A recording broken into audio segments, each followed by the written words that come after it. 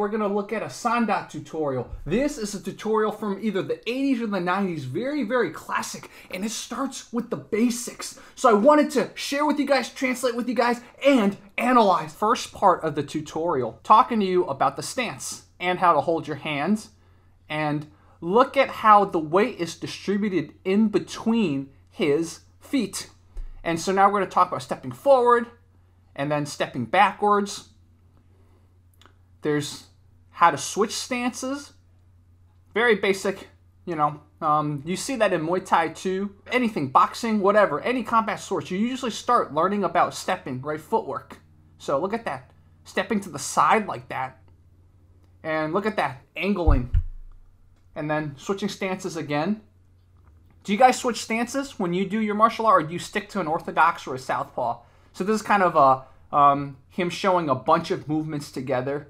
I don't do that kind of, that's a very Kung Fu type of thing, sort of going at an angle like that or going to the side. So a lot of you might be wondering, why am I not playing it and translating in subtitles? One, it takes long, but two, this Sanda tutorial, like most Chinese tutorials in the 90s and 80s, use very generic music that's obviously copyrighted, that they don't care because there were no copyright laws back then. That's why I'm going to be voiceovering it. So now let's talk about some of the really cool stuff. There's like almost like a skip step he teaches, right? There's like a skip step. I don't usually skip step when I spar, but for those of you who skip step, I want to get your opinions on that. Notice how he holds his hands. He kind of holds one hand here and one hand up here. He's kind of shouldering off a little, but there's a gap between his chin and his shoulders. And again, I'm not saying anything's right or wrong, but I will cut to this segment that Coach Dean and I filmed just to share another view on this. If you're an orthodox fighter, your left shoulder is generally going to be forward. What you can do is you can put your chin, like where your clavicle is, put your chin right there. Right there. So shoot this shoulder forward and then put your chin there. So then you don't just have it down, you have it pressed against your clavicle to the side. So then you can have your little long guard and poke them or whatever, but you still got this super tight tuck. You got your crossed, so you can tuck it. Sometimes I'll go out like this with my hand all the way out instead of like this because I'm still tucked. A lot of you know I have an epically long neck. For me, if I'm tucking it here, you see, it kind of feels awkward, right? Because my neck's so long. When you're covering up for dear life, sometimes when you really get pressured, this actually does seem to be comforting. Again, it's just comforting.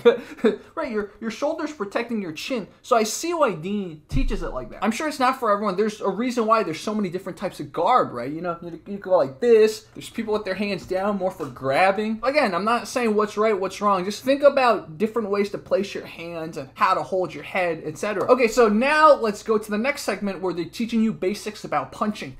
So this is a jab, a chongquan. And so he's now doing the jab. Look at how he moves his body. Look how he kind of starts. Remember, it starts from the ground, right? There's a twist of the body. And notice he only turns his punch a little bit. He doesn't completely corkscrew it like in boxing. Now he's stepping forward, stepping backwards, jabbing. So now here's some mistakes. I love this. Kind of teaching you some mistakes. You know, kind of like flicking the jab, right? Which, you know, you can flick the jab, but for this kind of basic jab, don't flick your wrists like that. And here's another mistake. Kind of, you know, not moving the body, having the force not come from the feet, basically. So I think we've all, especially when we're tired, we're guilty of that. And now, here's another one. Kind of, see? Kind of like, look at that. Coming from more the shoulders, a right punch.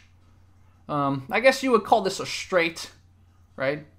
Again, notice how his body moves and the force comes from the ground, right? See, force comes from the ground. Look at that. So look at slow motion.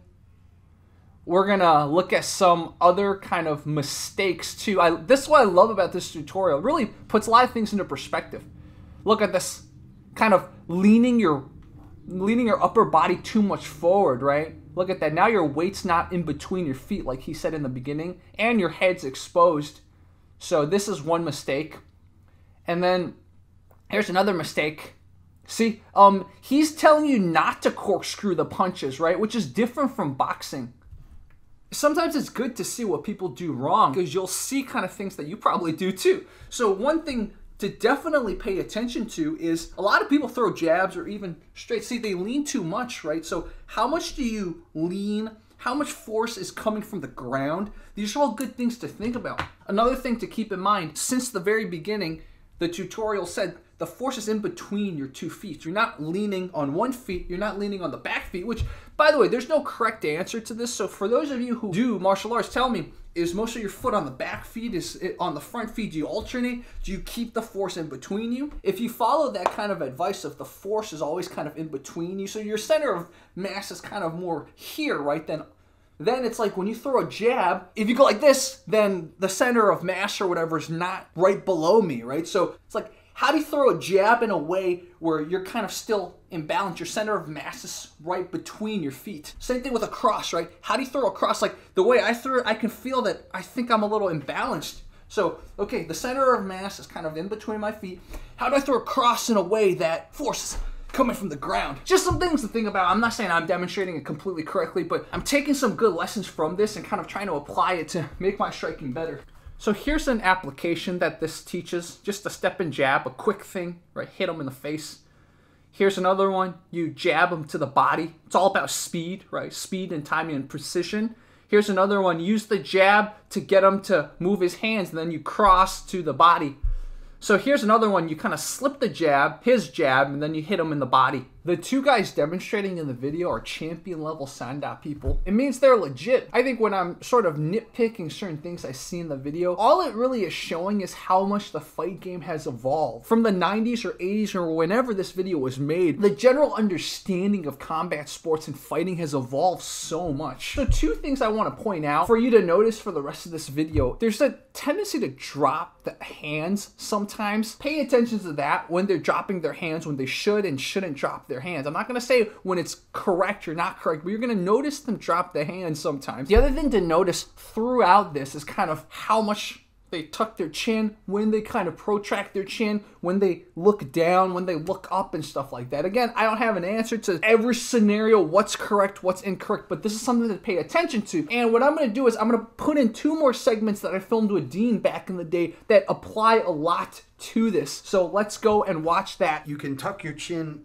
as you do things more. Yeah. So every time you move in any way, bring your chin down. This is, I'm kind of extrapolating. Sometimes people drop their hands when they punch. Like they'll drop their, am I on video? Yeah. They'll drop their right hand when they throw their jab. Yeah. So the way I fix that with students is I say, always shoot your right hand up when you jab. Yeah. So now you get this habit instead of this habit. Yeah. It's the same with elbows, right? A lot of people, when they do elbows, this one drops too. Yeah. So it's the same thing. I have a headache. On your forehead. Yeah, I have a headache. Because if you just tell them, okay, remember to keep the hands up, you know, their hands might be a little up, but it's still going to drop. Right. So just shoot it up, right? And this is a good frame. It's a pretty good frame. It is. And tactile memory is like better than audio memory. So when I tell them, you have to feel your hand on your forehead. Feel it there. Then elbow. It goes from here to there. Yeah. If you don't feel it there, you're doing it wrong. I really like that advice. And pretty sure if I look at my footage, there's probably times when I lead with my chin too. So I'm going to do that next time. I'm going to remind myself, okay, tuck it even more. Yes. Yeah. Especially with a long neck like mine, man. It's like... Person who articulated it best to me is someone you featured before, Suavecito. Georgie, shout out to Georgie. A lot of people will tuck their chin like this. You're in a fight stance. The problem is here, if Jerry throws a left uppercut, I'm just completely... like ready to eat that because the angle of my head is down. So what Jerry said, you can still tuck without bringing your, what do you call it, flexion? Flexion. You can still tuck. So what you do is you tuck like this, and you can still do that shoulder thing, right? But you tuck like this. And what Georgie taught me was that you want to flex these muscles. Yeah, that's if you're down here, they're relaxed. So if you flex the muscles in the back of the neck, you can still tuck the chin. Yeah, that's a chin tuck. So, Georgie's explaining the chin tuck. My neck's a little longer than Dean's. Sometimes a lot of that kind of traditional kind of tuck and flexion doesn't work for me because my neck's so long. And that's why I need extra neck exercises to be able to spar. So that's something to keep in mind. So again, not everybody's body is created the same. Experiment with how to hold your head and your neck in a way where you're most protected. So look at this counter. There's a block, if you notice, which is very interesting. So blocking is, a lot of traditional martial artists have blocks, right? So look at this block too. Another block. So it's like block and a counter, block and a counter. So here, I love this. I've never thought about this. Spinning back fist counter, you just punch him. Punch him in the back. So here we have a slip and a straight to the body, which is really cool. I think very standard. Here's a block and a kick and then punching him, which is interesting. Another block of a roundhouse kick and then punching him. A lot of blocks, right? You could call this maybe a parry, not really a block. That's parry block. I mean, you know, another block and then you punch him. And here we have, he's definitely kind of blocking that, like a frame block type of thing, blocking a roundhouse kick and punching. Lots of cool ideas. By obligation, I have to say, I'm not that comfortable with blocks. Blocks are cool, right? Blocks are cool when you're fighting, when you're little. The older you get and the harder people hit, it gets more and more risky to leave the body. And especially some of these blocks, man, you're relying on the bone structure against a much tougher bone. Someone's leg against this, ugh, I'm just not comfortable with that. So just keep that in mind. Again, I'm not saying I'm right or they're right or whoever's wrong or whatever. Be wary of using blocks when you're really pressured. For example, think about slips and rolls and stuff. Even that gets hard when someone's coming at you full speed. So imagine trying to time a block, any kind of block, trying to time a block when someone's coming at you 100%. And I'm gonna cut to another segment that Coach Dina and I did that really addresses this, him blocking the kick. I was a little worried about that because if you slap your hand out that much, one, he can fake you and then hit you in the face anyways, but two, you slap it at the wrong angle and he hits you somewhere, you could break your arm. Yeah, you break your hand too.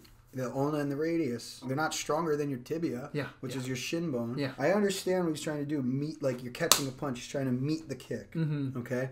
It's way too risky. Yeah. Again, core safety. You're leaving your core, number one. Number two, as you mentioned, what I was saying before, if he doesn't catch the shin with his hand, if he goes over it and he catches the kick right on this soft part of his forearm, he could break his wrist or he could break either of these two bones. So that's just way too risky of a block just to try and slap a kick. What he could do is try and time it, go over the kick, and then push it out of the way like a air guitar. and make him overcommit, make him put his foot down, and now you're at his 3. Meaning as a clock, like you're at his 3, and you can attack from the side. Again, you fight how you train, right? So if you're used to slapping it that much, I used to block a lot too. I just know when I spar Muay Thai guys, they'll just fake me all the time. They see me, you know, this, so, oh, fake, I get kicked higher, right? They fake a low and I want to block, I get kicked in the face. So now we're going to talk about hooks. And if you look at how the hooks are being, look at that. There's a little downward angle, right? Which is standard if you learn in boxing. So they call it guanquan, but now usually people call it gouquan. Go literally means hook. So there's kind of a naming update since the 80s or 90s when this was made. Check out the footwork. Check out how he steps and angles out, which is really cool, right? It's going to be really hard to step directly in. So it's all about angles. So this is pretty cool. About 30 degrees, 45 degrees. Look at the common error. Of course, right? That's called a haymaker. We see people who don't know how to fight kind of do like haymakers, basically over swinging and not really hooking, more like your arm just kind of flailing. Here's another error that they talk about. So look at that. Look at that. So like you over angle the elbow. You see that? And also he's leaning forward, leaning too forward, that is. So now we have a right hook. So look at this. A right hook being thrown. Again, look at the weight distribution, completely even, right? This is very Kung Fu. Kung Fu is all about 站桩, which means kind of like your stability. So he's kind of more hitting with the front 2 knuckles. So he's not turning it so the fist is kind of perpendicular. The fist is more parallel to, there's no right or wrong answer. So these are some errors for the right hook. Again, doing kind of a haymaker, that's not the right thing to do, right? This is almost like an overhand right, so not just a haymaker. This is almost like an overhand right, which, you can do an overhand right. It's just not a hook. Here's another one. Let's see what this is. Okay, this is just the elbow's wrong, so you're kind of you're not using the angular momentum of the hook correctly. And here's a final error. This one we saw it with the left hook too. You lean a little too forward. So again, don't off balance yourself. So here's kind of a leading hook. Right? Notice the angle. See that angle? So this is a jab setting up a right hook. standard, right? Standard in boxing, Muay Thai, etc. And here's a slip and a lead hook, right? Kind of a slip. He's not slipping exactly correctly, but you know, if it works for him, it works. This is a block and a hook, which, again, I got my reservations about blocking. Still a cool combo. And here's, look at that. You block a kick and you hook. Or you parry a kick. There's a parry, a kick, and a hook. This one, you see, you're using your elbow, kind of deflect his punch. That's what I mean. You're deflecting his punch, you see, and then you hook. Very standard boxing, Muay Thai / Kung Fu. So this is a very good one. So that last deflection was impeccably awesome. I can't express enough how much I like that last deflection. That's the difference between thinking about how to cover up and deflect versus how to block. In that last example, he wasn't blocking. He wasn't even using his elbow to block. He was literally, okay, the punch comes here. I go like this. I deflect it so it doesn't hit my core. How can you, whether with gloves or without gloves, how can you cover up in a way you can deflect someone's blow without having these protection limbs leave you and make you open? The next thing to mention is they seem to teach the hook like this, so the fist is parallel to the ground, right? Some people teach it like this. There's probably even people who, you know, it's all about the front two knuckles. So that, I don't have an answer. I want you guys to talk it out in the comments. Which way? Do you like this way? Do you like this way? Do you just not throw hooks in general? Do you actually do more haymakers? Are you more safe to kind of throw some kind of slap or something? I think these are all things to think about. And finally, I have to emphasize, Kung Fu, a lot of it is about your balance, your center of gravity, etc. At least the right type of Kung Fu to train for combat. And you see that a lot in how the guys move. You know, I have some gripes about their chin and their hand positioning, but their center of mass, their center of gravity is almost always solidly between their 2 feet. It's not on 1 feet, you know, they're never kind of off balance, or when they're off balance, it's very slight and it gets corrected by the end of the move. So I really, really want to emphasize that. So watch this and really pay attention to that. So next up, we have the uppercut, 超拳, although now in Chinese it would be called 上勾拳. So look at, there's like a slight dip, right? You don't want to dip too much, but there's a slight dip. And he turns his fist sometimes, sometimes he doesn't. Look at the kind of how the force comes from the feet. So this is from the uppercut from the right. So be careful of the wrist also. These are some errors. So this one you wind up to, see, you telegraph it too much. Yes, there's more power in this, but you wind up and you telegraph it. This one is something I see a lot in viewers. Viewers send me stuff when they need feedback, and they do that. So check this out. This is a way to correct the kind of the lifting of your chin and also not uppercutting in the right angle. So look at that. You put a hand, your partner puts a hand on your shoulder, so that way you learn to kind of keep the shoulder in the right plane while you uppercut. So see that? So now look at this. Look at that, look at that, see that? See that? So you're uppercutting the person and not like the air. Here's kind of a counter to a hook. You see? The opponent's hooking you, you counter with an uppercut while you block. See that block? It's not a covering up like maybe in boxing or Muay Thai. Here's another one where if they attack your body, whether with an uppercut or a hook, you block and then you uppercut them. Here's, you know, the other side, right? Same thing. So here's a very interesting one. It's like an anti-grappling, anti-takedown. We'll have a lot to say about this, of course. Stopping a takedown with a punch. Not to say it's not possible, but I think it requires a lot of things to happen. First of all, the person trying to take you down is probably not going to come in face first. In a bar on the street maybe, but in a combat sport situation, normally they're going to set up a takedown with something. Whether set up a takedown with a fake kick or set up a takedown with a punch or something, right? It's all about levels.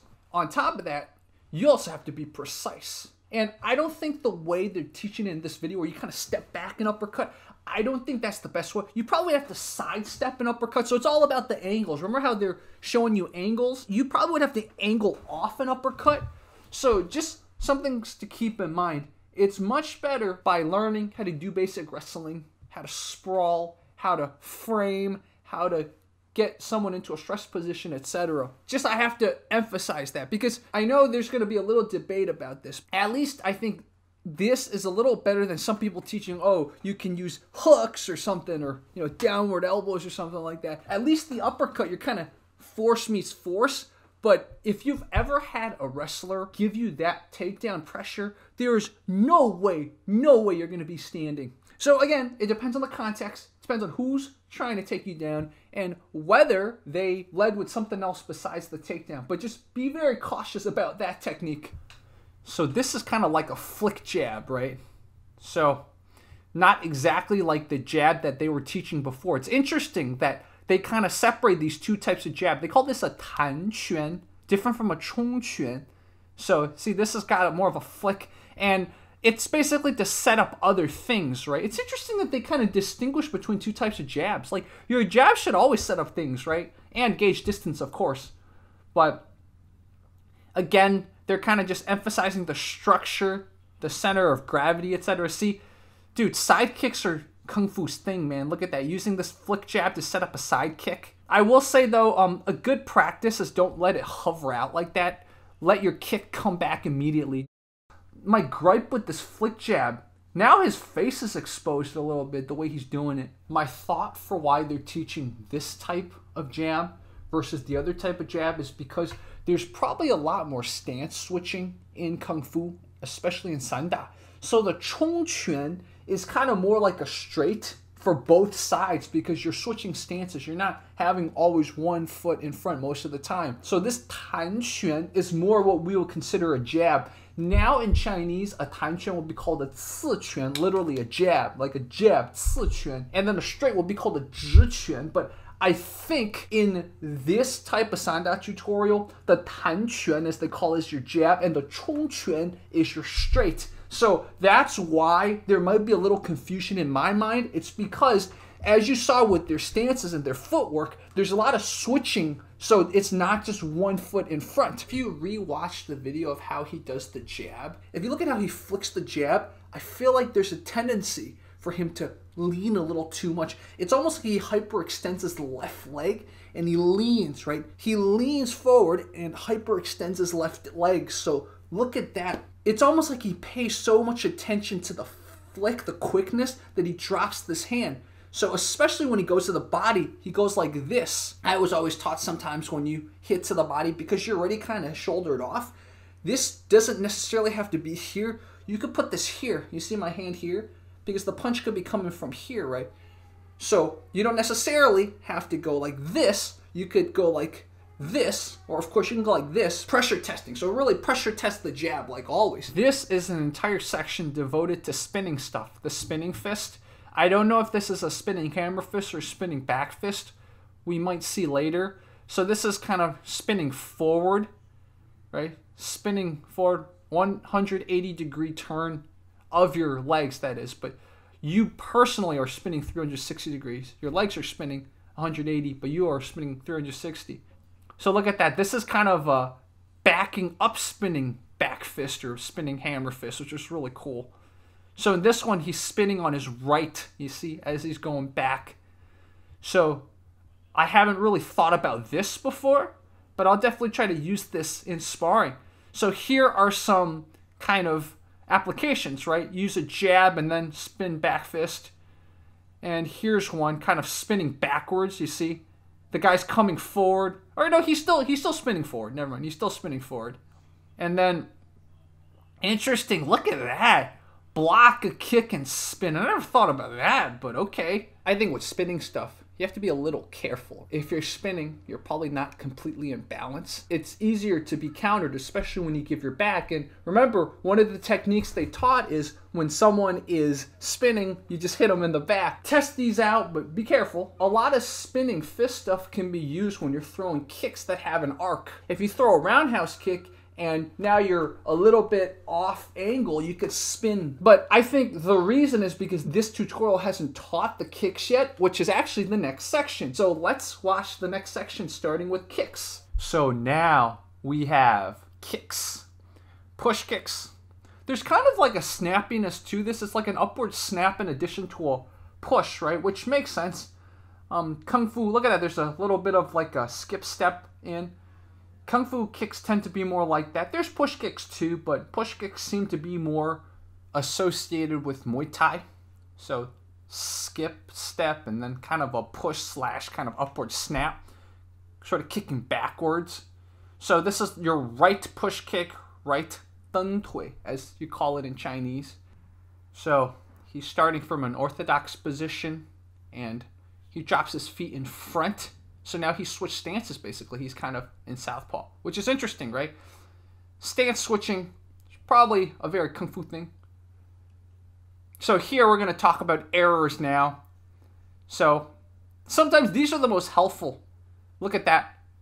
So there's not enough of kind of the body sort of helping you with this kick. So this one, it's mostly just coming from the legs, right? The body has to kind of snap back a little bit. Here's another one.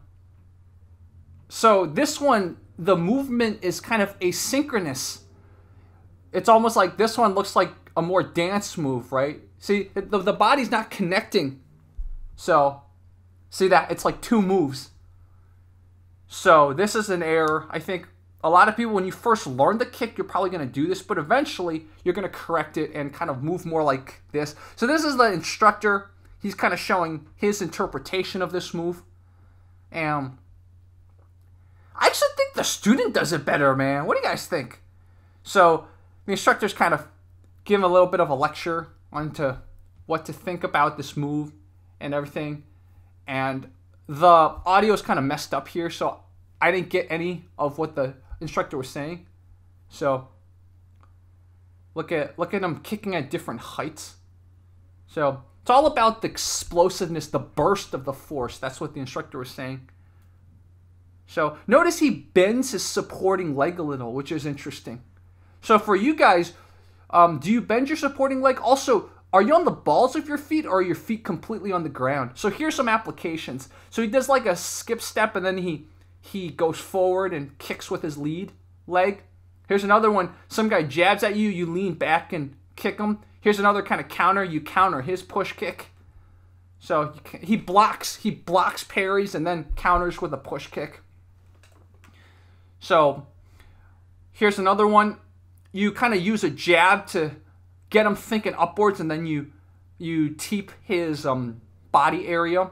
Here's another one. You block his cross, and then you teep him with your power teep. The student on the left, I'm not a fan of how he lifts his chin every time he kicks, but try these combos, man. I don't think I've ever thrown it with the second error, but now I'm going to pay more attention. You know, for me, I'm always, you see, there's always kind of a backward movement because, again, it's the hip, right? I don't think I've ever thrown it with the error, but when I saw that gnarly second error they mentioned, I'm kind of like, do I throw it that way? The question I had, are you on your balls of your feet, the supporting leg, or are you kind of more on your flat feet? I think I am more flat feet too.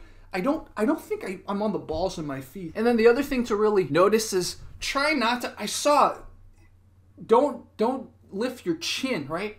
If anything, lower the chin more.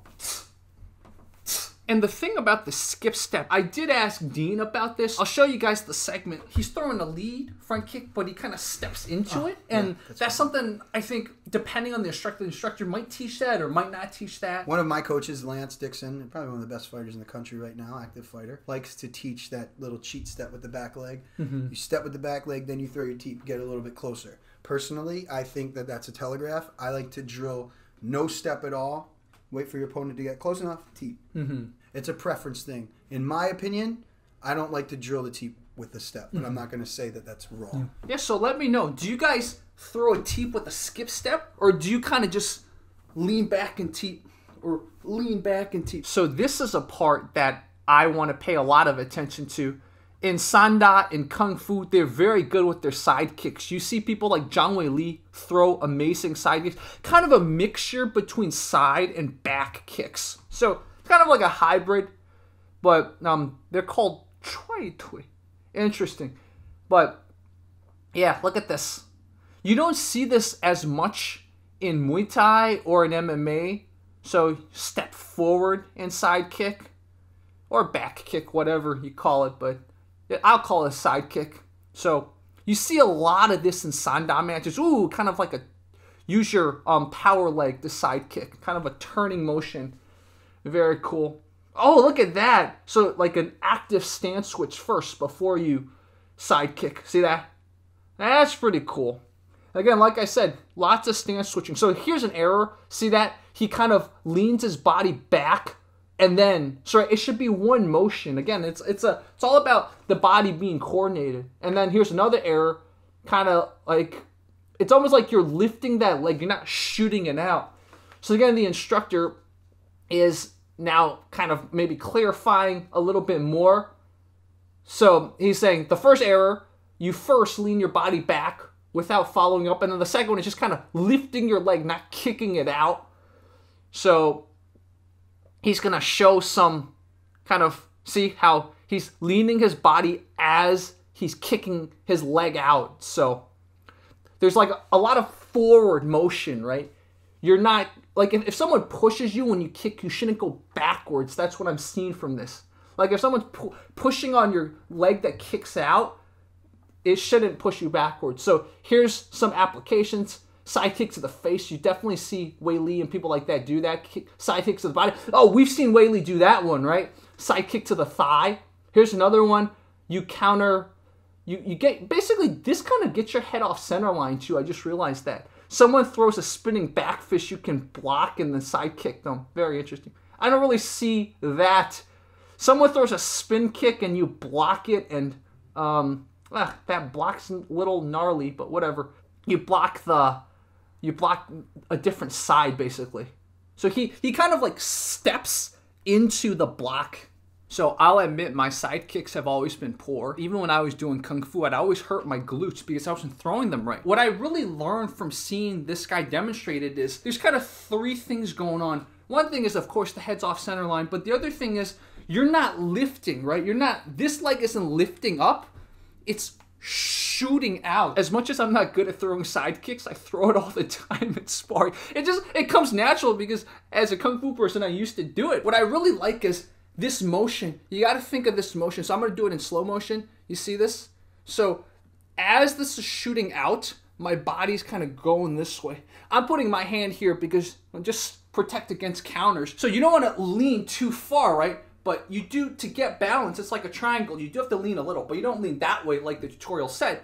So as I'm getting balance, see that? So both my body. What I really liked about seeing how the instructor did it is his motion, when he's kicking this way. And I guess that makes sense because you want to follow this up with strikes, right? My center of gravity or my center of mass is going the wrong way. I'm not going to be able to follow it up with stuff. So I really like this. The other thing they do not talk about is how much to point your feet. I might have to stand on my chair for you guys to see this. When you throw a side kick, and I think I learned this from Taekwondo, let's say my kick is going out this way. Apparently you have the maximal amount of force connecting from the ground all the way to the leg that's being thrown out when your feet are 180 degrees.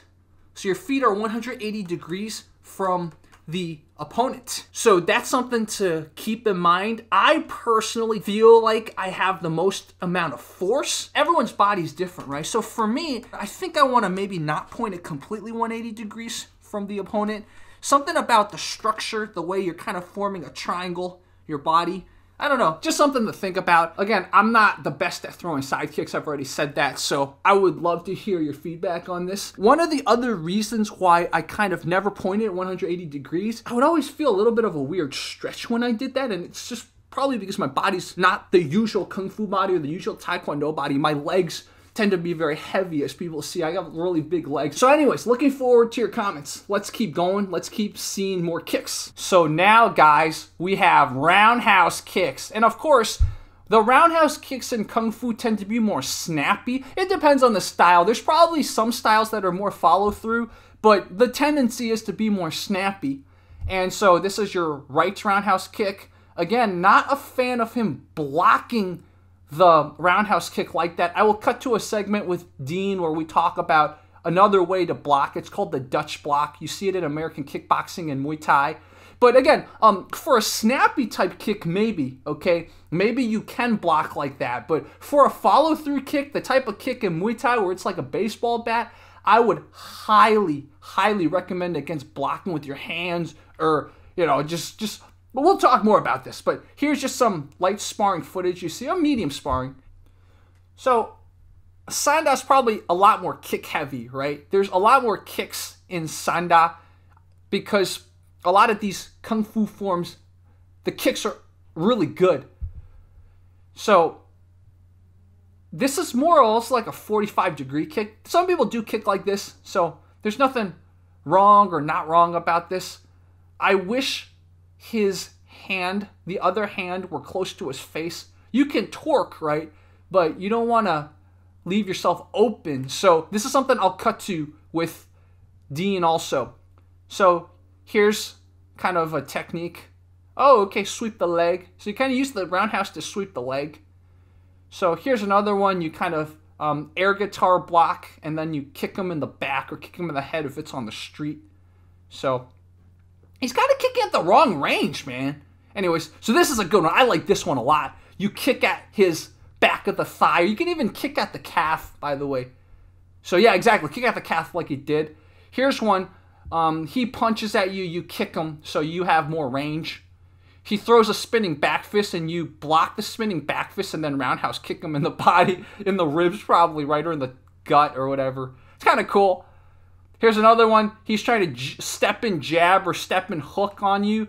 You either evade it or duck it, and then you roundhouse kick him. There are different types of roundhouse kicks. There are snappy ones. There are follow-through ones. All these are snappy ones, which are cool. So I'm going to cut to two segments that I did with Dean. One is kind of when you're throwing a roundhouse kick, yes, there's a tendency you want to use the other hand to torque. So you want to use both hands to torque. Probably not the best idea. The other thing's about blocking. How do you block a roundhouse kick? The best way is just not to take it, but if you had to absorb a roundhouse kick, I'm just not a big fan of this or slapping. With gloves on, sure, you got more of a buffer, but I'm not that big a fan, so I'll cut to another sort of analysis on that. When I'm kind of more lazy, I kind of torque my hands to kind of help my body torque the other way while I kick. It's very easy to get punched or just get a counter striked when you're throwing a roundhouse kick. That's why, like what Dean demonstrated earlier, one of your hands should probably be near your face. The other shoulder should probably be protecting your chin too. Mm-hmm. So you swing that arm, it's fine, but the other hand definitely should not go swinging. This hand should be here or here. If you don't want to put it here, put it here. Sometimes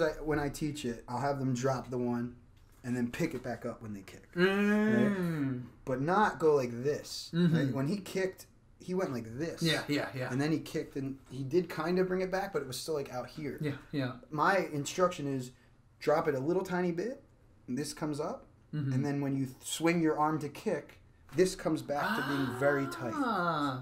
So there's always a hand protecting attack and defense. I see. Just in case you need that slight kind of extra start. Yeah. So interesting. But after a while, you don't do it at all. Yeah, exactly. You want to think about surface area of contact. If you take any type of force, water pressure, anything, and you concentrate the force into a small area, it's going to be more powerful, right? Yeah. But if you take that force and disperse it along greater surface area, it's going to be less powerful. So using that principle, basically you want to check a kick. But if you can't check in time, you can do what's called a Dutch block. In the Dutch block, we take our opposite hand from the side that's getting kicked, and we put it here. So now I have 3 areas that are getting hit. 1, 2, and 3. And if I flex this and use the hand as the kick comes to slap it a little bit and time it so that it hits all 3 of these surface area, it's not gonna do any damage. Even if they kick hard, catch it. Yeah. Add the Dutch block. Make sure you're eating it on the forearm and the bicep area, and add the hand. So next up, we're gonna look at sweeps. These are from Sanda. Sanda's got sweeps like Muay Thai, but Sanda's also got throws, which Muay Thai doesn't have. So, go ti tui. Go means hook. Look at the angle. Look at the angle, right? So, for those of you who sweep, do you like this type of angle? There's kind of like there's a semicircle thing, but there's also a lateral. It's really cool. So, you see this in slow motion. And, you kind of have to scoop the leg, right? It takes a lot of timing. It's not easy to sweep, man. I'm not going to pretend I'm an expert at that. So this is a right, you could say your power leg sweep. Again, just look at the angle. Look at the semicircle, but also the horizontal. So look at how there's no telegraph, right? He doesn't wind up behind him. You see that? His foot starts from that position, just sweeps. It doesn't wind up. It doesn't lift. So you'll see here, here's a common error. See, he's winding up, right? He's lifting the right foot. So that's a common error. Don't do that. That's a telegraph. Here's some more kind of errors. This is more of kind of a close-up, but look at the lack of power. And also, he's not sweeping sideways like this. You see that? So that one was just kind of like a kick forward. So this is, see, look at the sideways sweep. So it's a semicircle, and then there's a big sideways motion. Here's another one. It's pretty cool to see it in slow motion like that. Here's another one. So again, he throws a jab, and you just sweep him. So here's another one. You catch his leg and you sweep him. You see this a lot in Muay Thai. Sanda, there's a lot of this, especially when he's throwing a snapping type kick, right? It's easier to catch it. It's easier to not get caught, but if you do catch it, it does less damage if you don't catch it right. So one more time. See, he catches it, he scoops it, and then right there. See that? And here it is from the other angle. So again, he's using his right leg this time, right? Catches the leg, sweep it. So spinning, right? This is very Kung Fu. So 很扫腿. Sao means like you're sweeping. So it's like a horizontal sweeping kick if you translate it literally. So these are kicks that you learn day one. So that is a common error. You kind of don't turn correctly, so you turn too early. Here's another error. Oh, look at the body. So look at how he's kind of yeah, there's something off about the speed and also kind of the positioning of the body. So that's one place to do the spin kick at his body. So he sets it up with a jab, as you see. See, a jab. Here's another one. He kind of blocks or parries an opponent's kick and then sweep. And I think the opponent's throwing a push kick, which makes sense, right? You're kind of, by parrying him, you kind of make him a little off balance anyways, and you can spin and get him. So this is, you block or parry a snappy type of roundhouse kick, and then you spin. So here's a slow motion, which is really cool, you see. So that's pretty cool. It takes a lot of speed, man. It takes a lot of speed to do this because you are giving your back if you don't spin really quickly. For you guys to weigh in, I don't know much about sweeps and I don't know much about spinning stuff. So please send me some of your techniques. Tell me how you pull off a spinning stuff because last time I tried to do something spinning, I got dropped. Show me, please, on Instagram, Facebook, wherever. Send me your best sweep techniques and send me your best spinning techniques. How do you set up for a spinning? This is probably one of the most epic parts. This is a sweep kick that you see in most Kung Fu forms. You never ever see this. You never ever see this in UFC or kickboxing or anything. And in fact, in American Kempo and systems that are derived from Kung Fu, you might see a slightly higher version of this, but you never see it this low. So here's a common error. I've seen a lot of people do this where if you look, he drops to his, you see that? He drops to his thighs. So he's not on the balls of his feet. So here's another error. Okay, I see. So in this one, he's not really going the full circle, right? He's kind of stopping short, so he doesn't really sweep that way. So here's an application. I mean, I really like this, man. I don't think a normal person's expecting you to go this low, you see? Especially if you set it up with a jab. Poor Uke getting dropped like that. So here's another example. So you take a jab. Oh, it's the same thing. Look at him being on the balls of his feet. So there's a... See, as much as they said don't do that, look at that. He's on kind of his knee. He's on his his tibia. So he kind of did it wrong. But you know what? Maybe there's no reason to nitpick it if it works, right? When I did Kung Fu back in the day, I would always try to teach my friends this technique because there's actually 2 ways of doing the sweep. You can actually, instead of turning this way, you can actually torque towards your other leg. I'm not going to show you that because I haven't practiced in probably 10 years. But I would always try to show my friends this, and by default, they would do it like how the student did it, which is they would go completely on the other leg and kind of sweep that way. You even saw this in a Power Rangers movie. The guy swept like that. And I remember I would always tell my friends, no, you got to be upright. You got to be on the balls of your feet. That makes me wonder why we don't see this in the ring or we don't see this in UFC. One thought is maybe the level drop is too much. As much as you can set it up with a jab or something, maybe because you're dropping so far down, it's a little telegraphed.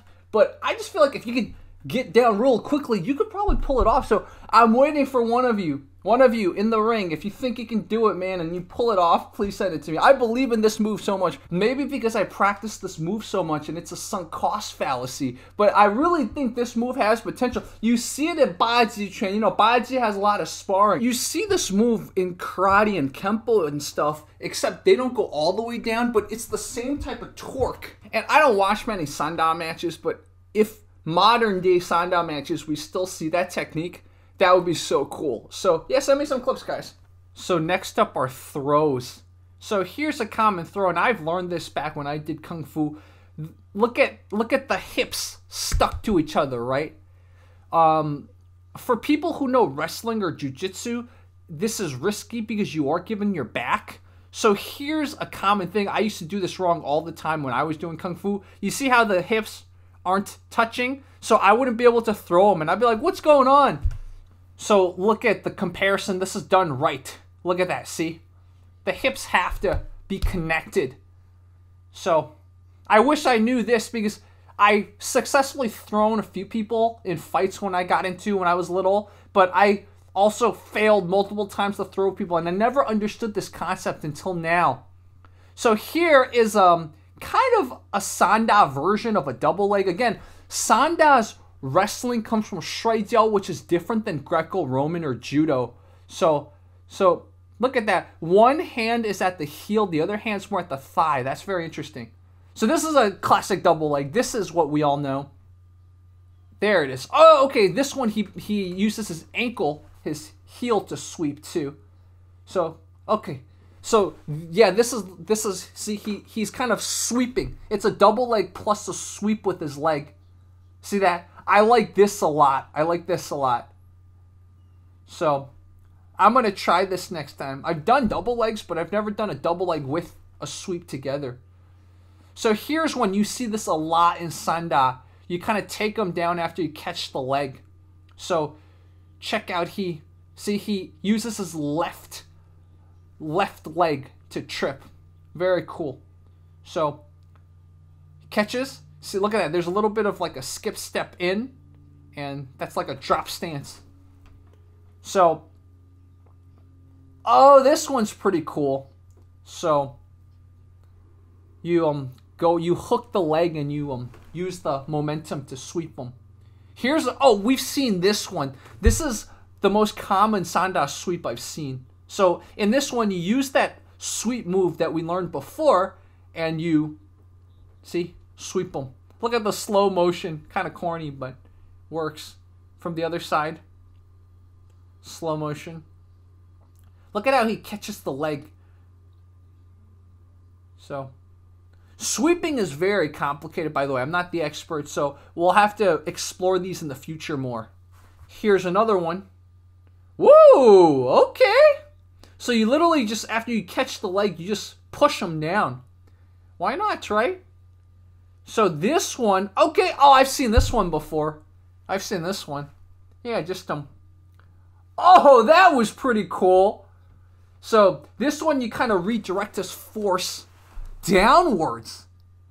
So I've seen this one. Silala did this on, when he was sparring the kickboxers. It's probably going to look a little different than Muay Thai, etc., because the grappling aspects of Sanda come more from Mongolian wrestling and Shuijiao, so kind of more Eastern types of grappling. And I don't know much about all this. For any of you who've thrown people, which when I used to get into fights a lot, I've thrown people. If you can catch them by surprise, I think it's very effective. But one thing, if you're going to throw someone, there's a tendency, if you're the one getting thrown and you don't know how to react, you not just grab onto something, whether the shirt or something of the person who's throwing you. If you do throw someone, be prepared to tangle on the ground. It doesn't always work where you throw someone and you knock them out. Sometimes by throwing them, that just starts the ground game. So you better know some jiu-jitsu. So that's just from my layman's perspective, from someone who used to know some of these throws and has done it on people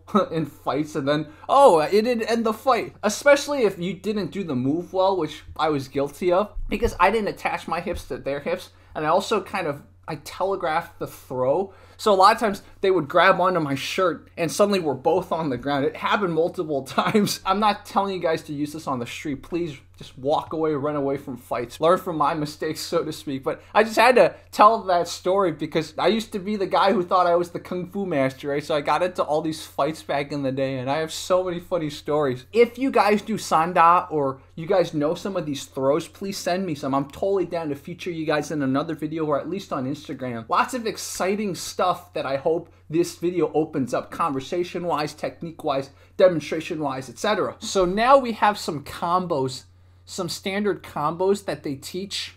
So a left-right, right? Very standard left-right. That's just in any sort of combat, any martial art, it's good to left-right it up, right? So this is very basic. So left-right hooks, that's something to do. Just in general, throw combos, right? So left-right hooks. So this is pretty cool. Look at the blocks too of the opponent. So that's something, they're not covering up, they're more blocking. So this is left-right uppercuts. So this is very standard too. I think if you want to learn how to do uppercuts, probably boxing's the best bet. This is pretty cool. You take a left jab or a left straight, depending on what stance, and then you do a spinning. So here you do I'm going to definitely do this. This is a push kick plus a side kick. So push kick, then a side kick. And now we have a push kick plus a roundhouse kick. So notice their roundhouse kicks, their hips aren't turned as much as a follow through. So here we have a left jab setting up a left side kick. So this is pretty cool. I'll definitely try this. Paris throws a lot of these on me. Here is a left right followed by a right side kick. So left right punch followed by a right side kick. So I'm not that big a fan of this. As you can tell by that, he gets his leg caught a lot. So we have a right push kick with a left roundhouse kick, followed up by a right punch. So this one's pretty cool. So left jab, right hook plus a trip. So I never thought about that. 1-2 trip. See, he's trying to trip the guy. That's very interesting. I'll have to try this one. I can do combos, but my combos are kind of spazzy, so that's something I need to work on. On top of that, when you get tired or when you start getting pressured or hit a little, I think what happens is your combos go, right? You start throwing singular strikes. I think what I'm going to do is I'm going to start doing that sweeping one, the 1-2 and then the sweep. I really like that one. So I'm going to try that one next in sparring. I think the more of an alphabet you have, right, the more you can string together words. Right now, I just need not just an alphabet, but also words. I need to learn the alphabet and I need to string them together into words. And that's why I really enjoyed this segment, because it's just different permutations of the same move. You just sometimes have to take what you know and just tweak it a little. That's why I like seeing people spar. I like watching viewers. I like watching tutorials like this because it gives me new permutations, new variations of stuff that I already know. I guess it's not just about the breadth of what you know, right? It's about the depth of what you know too. This section, it's kind of defense stuff. He's kind of crossing the center line. Again, I have gripes with this, but I'm just showing you guys this in case you want to test this. But I think you just have to be a little careful when moving your arms too far away from your body. So again, he's just slapping it out of the way, which, you know, you practice it in this and quite a lot of different martial arts. So there's nothing too wrong with this, but just be a little careful. And then look at him. He's kind of using shoulder and his slapping to defend against a roundhouse kick. So you should just helmet block it. I feel like that's just a little bit safer. And look at that. He's showing the helmet block. So do this plus a slap. Like Dean showed that earlier too. But this is how I was taught it too by Paris. So the helmet block, they call it guadang. Guadang, like hanging. Guadang. So it's kind of a frame. Although, see, he's almost using it more like a block and not just a frame to kind of divert the force. So this is very, very interesting. Kind of the differences between styles. So look at that. Just using the helmet block against a roundhouse kick. Be careful with that. You know, as strong as you think your arms are, their shin bone is very strong. Now we have what's called a paya. So he's kind of slapping downwards, which is very interesting. Just be slightly careful with this too. Look how far away from his core and his face he's moving his hands. So you probably use this for punches to the body or kicks to the body. So again, just be a little careful with this. And for those of you who want to test any of this stuff, if you do, send it to me, please. So again, look at that. He's slapping a side kick out of the way. And as you know, side kicks are kind of pushing into you, right? So I guess this could work. You're slapping it downwards.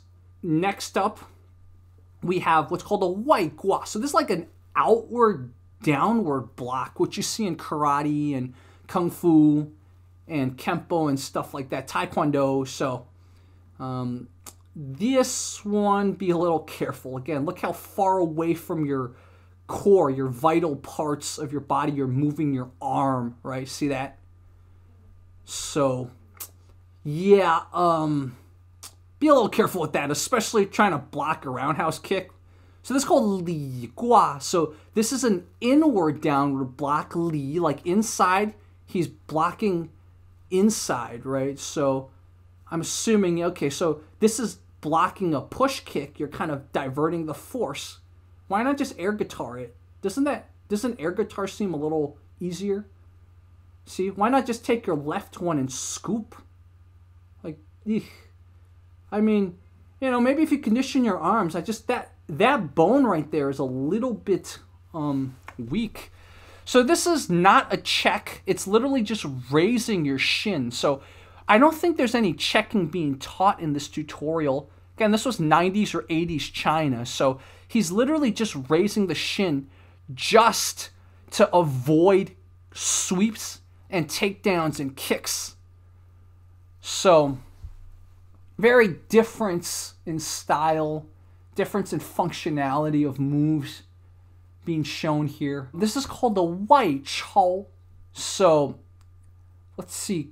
Okay, so this is kind of like a scoop. Think of this as he's probably going to be using this to scoop a kick. So yes, he's using it to scoop a kick. Look at his other hand. His other hand is kind of like receiving or slapping. See that? Interesting. So, the uke is throwing kind of a more snappy kick, so it's not a follow through. So, spinning. You catch a spinning kick this way too. Very, very interesting. Look at that. So, here's a slow-mo shot of it. I mean, how many of you get spin kicks thrown at you? So, very interesting way to catch the kick. I feel like if you miss time, you're going to eat it in the face. What do you guys think about that? So, now we have Li Chao. So, it's an inside scoop. So, you see he's scooping towards the inside of his body. like the inside is in like the chest and the belly and stuff. So he's catching a roundhouse kick that way. The other hand is kind of slapping, right? His right hand is kind of slapping the roundhouse kick while the left hand is scooping. Again, if you mistime it, I just feel like you're going to eat it in the face, man. Slapping a kick, that's like Mortal Kombat, like action movies. Anyways, so this is a slip, the Kungfu way of slipping, the Sanda way of slipping. And look at look at him, kind of more slipping sideways. So, see, not, he's almost like, you're supposed to go 30 degrees, right? So this he's slipping backwards, just moving his head backwards, and probably ducking different types of punches, kicks too. And just when you do this one, don't do the Anderson Silva, right? Make sure your center of gravity, your center of mass is still here. So look at that, dodging a side kick like that. And then here we have, okay, so he's just ducking. This is like standard. You learn this probably the first or second week of boxing. Just ducking hooks and stuff like that, right? Exactly. So, ducking hooks. And then ducking spinning, spinning punches. How many of you have had spinning back fists or spinning kicks thrown at you? I mean, almost very cinematic. And then these are kind of like interceptions, right? So look at that. He's kind of he's pushing the forearm so the punch doesn't reach him. Look at this. He's kind of pushing the inside of the arm. So I guess this is it's a hook defense. So I guess this is the closest you get to checking a kick. So this is the Kung Fu way of checking a kick, at least in the 90s. How to fall properly is part of any martial art. So this is a front roll. He's going to do a back roll. Noticing him rolling on his head, which is something that, depending on the martial art, some martial arts will probably roll on the shoulders. So I don't know if there's a right answer or wrong answer. You probably should learn to roll on both. I roll on my shoulders. I haven't rolled on my neck or my head for a while. I used to do gymnastics, so I should know how, but I don't anymore. This is a break fall, front break fall, and I remember in Kung Fu class back in the day, we would kind of line up and do this all together. Notice he hits the ground with his forearm and his palm together, right? You see that? He's not just hitting the ground with just his palms. You spread the force out, right? That's the whole point of break falling, is to spread the force out. Make sure you tuck your neck, tuck your chin. So this is a break fall backwards. In jiu-jitsu, I think you kind of squat a little or kneel a little before you go down. So you're kind of rolling. So this is kind of more jumping onto your back the way he's doing it. But in jiu-jitsu, you kind of more roll on your back and then to your upper back, if that makes sense. But the principle's still the same. You're slapping, so multiple areas hit the ground. Same with the side. It's probably a little different in judo and wrestling, but notice his foot, his forearms, part of his side, and his legs together, his thighs, right? See? Quite a few areas hitting the ground at the same time when you're thrown. So have to be careful, right? Because you're going to get thrown, you're going to fall, you're going to get swept in Sanda. So you need to learn to break fall properly. It's a big part of any kind of combat sports. I brought in Rob for a little cameo. Again, you know my gripes about blocking. But if you're going to practice blocking in any kind of fight, make sure you don't do what they do a lot of times in karate, kung fu, etc. You know, don't get in the habit of letting it hover. So if you're going to block, make sure you practice, you know, coming back to protect you. Because I know, just from my experience practicing blocking, you know, you fight how you train, right? When you're fighting, it's actually happened to me before. I was in a fight once, I was like, and then, because I was like, this is lingering. Isn't this supposed to block? A good rule of thumb is just don't ever block kicks with your forearms. Forearms are solely for punches and that sort of thing. It's for kicks. If they're going to do a high kick, you want to have a glance You want to have a basically what I call a rooftop, so that it's a glancing blow, but you're never ever going like this so that it can collapse, because this will break your forearm. If you're like this, it'll break your forearm or hurt your elbow or whatever it may be. So, like Rob said, it's all about the angle, glancing. It's all about the frame, glancing. The other thing I really wanted to mention, and that's why I wanted to bring in Rob, is this tutorial, although in depth, is not the be-all, end-all to Sanda. I don't want people watching this thinking, this is all Sanda has, because I know for certain there's a type of light catch and sweep that they teach day one of Sanda, and this is something I want to just show. I'm not going to sweep Rob, of course, but so Rob, in this tutorial, they had this type of sweep a lot, so like this type of catch, but we all know that one of the most basic things you learn in Muay Thai and Sanda is you don't necessarily have to catch the kick this way. You can just catch it this way, right? So if Rob's just throwing a roundhouse kick to me, see, watch this. I can just catch the kick this way. You see, they didn't teach this in the video, but I know for certain in Sanda they have this, just like in Muay Thai. You can just catch it this way, stick it close to the body, and then do whatever. There's many ways to sweep. But I just wanted to mention this real quickly because they didn't show this in the video, but this is a standard Sanda sweep. Just angle off and catch. Angle off and catch. I don't want people watching this thinking, oh my god, Jerry's claiming this is all Sanda has. Oh, blah, blah, blah, blah. A good real life example of this in an actual like sport fight, Anderson Silva versus the Sandman. It's a highlight reel knockout. He just steps over to the side, hooks the ankle, and then steps in with a strong cross.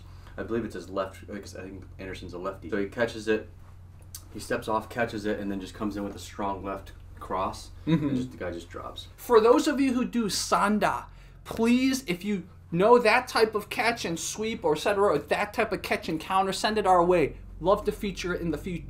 Love to feature. Love to feature in the feed. Yeah, love to feature it in the future. Love to feature it in the future. Yeah. So I will end off with a segment that I filmed with Dean. It's just about sparring, how to improve with sparring, and how to spar correctly, etc. Or not correctly, but just how to spar in a way that helps you improve. So we will end with that. And guys, this is just the beginning. We're gonna look at more Sanda videos, and Rob's gonna be in more videos soon. If you watch till the end, you all know he will come. So that might be the thing. To incentivize you guys to watch to the end, Rob will only appear in the end. When you're sparring, at least in my gym and with my students, we're always trying to help each other, right? That's what makes sparring so much different from fighting. Yeah. Even when you're going hard, you're still trying to help your sparring partner improve. Yeah. In good school, you should never fear sparring, right? Sparring is to help people improve. So you shouldn't not spar because of the danger, because sparring's not supposed to be dangerous. So things happen in sparring despite the fact that we're trying to make each other improve. Yeah. You catch a liver. You accidentally poke them in the eye. Yeah. Okay? You hit them in the balls. Yeah. All of these things happen.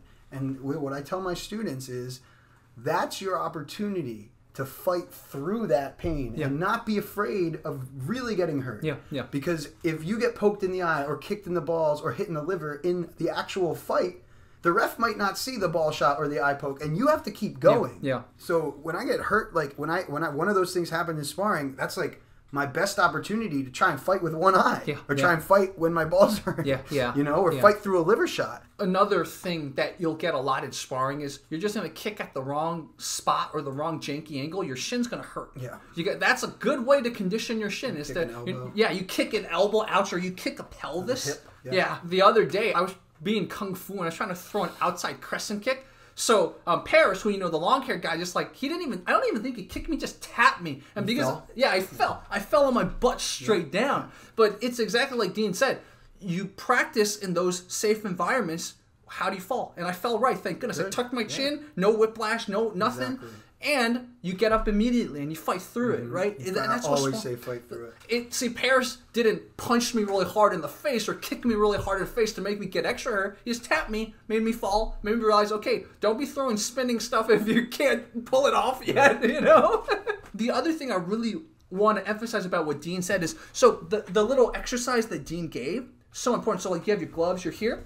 All I have to do, okay, we just practice. I have gloves on, right? So pretend I have gloves on. Basically, all we got to do is He just practices kind of right in the center. Yeah, in this. Oh, so right you're there. doing that. So I have gloves on too. So you're not going to fit. Okay. But I can see. The most important thing is that I see. So this is a different exercise that Dean's advocating, which is awesome. The one I've been taught is kind of you just learn. Okay, look, they can bounce off your gloves. They can bounce off. Same thing if Dean puts the helmet block. So I'll be kind of doing hooks, and he knows. Oh, I can block like this. Just like getting used to kind of contact, but like controlled contact. I mean, yeah. So there are two different drills, right? The one I'm talking about is like specifically to see what a glove looks like as it comes to you and as it hits your guard, so you don't flinch and you don't run away. So you see that you can block. Okay, that's great. What Jerry's talking about is throwing at the gloves. Yeah, does show you what it's like to get hit and shows you what it feels like to get hit. But more importantly, what I would get from that drill is if I'm here and he punches my glove and I hit myself,